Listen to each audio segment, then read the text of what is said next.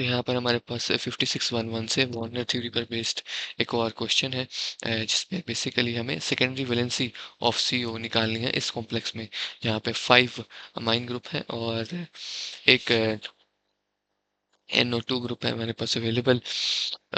तो basically Werner's theory के according हमारे पास दो तरह की वैलेंसीज हैं। एक है प्राइमरी वैलेंसी और इसके साथ ही हमारे पास एक सेकेंडरी वैलेंसी है।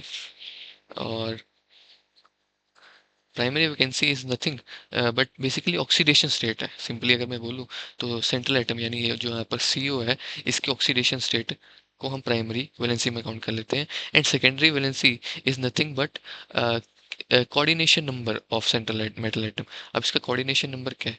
Coordination number, by coordination number we mean कि total number of coordinate bonds कितने बना रहा है ये बिटवीन जो है between central atom and surrounding ligands. जैसे यहाँ पे लाइगेंड्स है NH3 एंड NO2, तो NH3 और NO2 के साथ टोटल CO कितने बॉन्ड्स बना रहा है, that is our secondary valency और कोऑर्डिनेशन नंबर।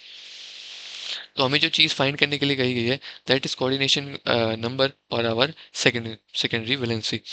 तो हम इस पे मूव ऑन करते हैं।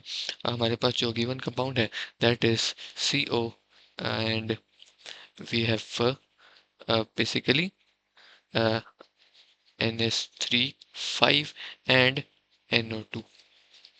It is yes, this 2 positive ना। तो अगर हम यहाँ पे पहले अमाइन ग्रुप को देखें तो हमारे पास यहाँ पर 5 अमाइन ग्रुप हैं। हर एक अमाइन ग्रुप 1 बॉन्ड बनाता है। It is a monodentate legend, monodentate legend है ये। और इसी वजह से हर एक अमाइन ग्रुप, इसका मतलब है कि हर एक अमाइन ग्रुप एक बॉन्ड बनाता है सेंट्रल एटम के साथ।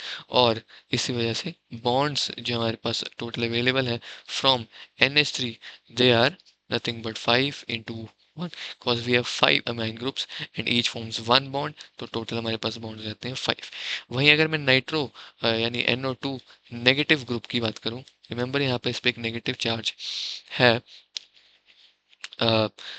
तो इसकी वजह से ये भी एक मोनोडेंटेट लीजेंड है, अगेन डेंटेट लीजेंड है, अगेन मोनोडेंटेट।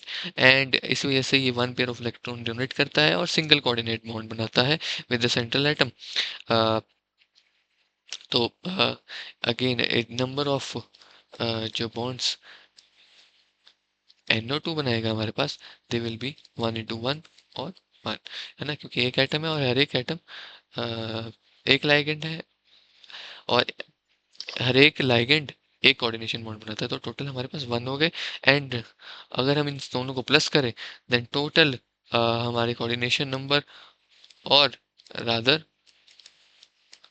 हमारा secondary valency as asked in the question हमारी निकल के आ जाती है 5 + 1 दैट इज 6। तो 6 हमारी सेकेंडरी वैलेंसी निकल के आती है। Basically yes, option number D is our correct option.